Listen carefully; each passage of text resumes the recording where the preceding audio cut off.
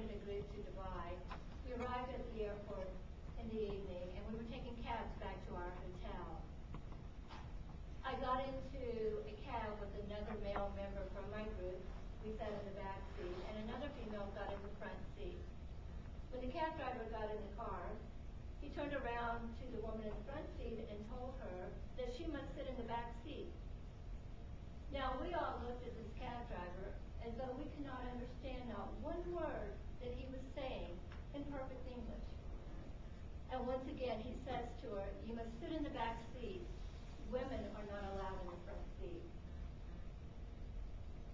Can you imagine not being able to ride in the front seat of a car with a man because you are a woman in this country? I can't. In the Middle East, women also don't get to choose their husbands. Their families choose them for them. So they must marry a man that they've probably never even met and spend the rest of their life with this man. Can you imagine having to marry a man that you've never met in this country? I can't. Prior to going to Dubai, I escorted another group into Morocco. Now in Morocco, a woman cannot even walk into any restaurant of her choice and be served. The restaurant serves all men. Now when we were outside of the large cities and resort areas of Morocco, touring the countryside, it could be a real challenge trying to find a restaurant that would serve all of us. A couple of times we had to send the men in to buy food for us and bring it back to us on the bus. Now, can you imagine as a woman not being able to walk into any restaurant in this country and order a meal? I can't. Our last day in Morocco, we were in Tangier. We were going to take the transport ferry back over to Spain.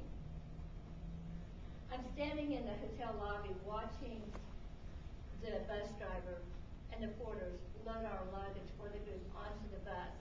Now our bus will be going on the transport ferry with us back to Spain.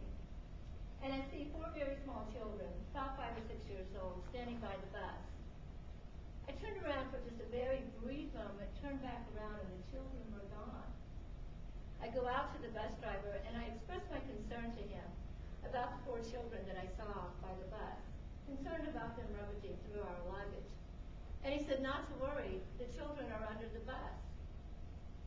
And I looked at him with great bewilderment in my facial expression, which caused him to explain to me that the children were up under the wheels of this bus, hanging onto bars, hoping they're going to make it onto that ferry boat and across to Spain.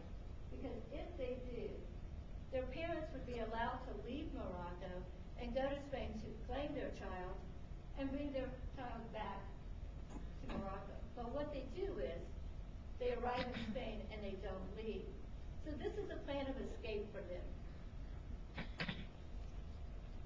I still express concern about the safety of these children being up under this bus with the story this man was telling me.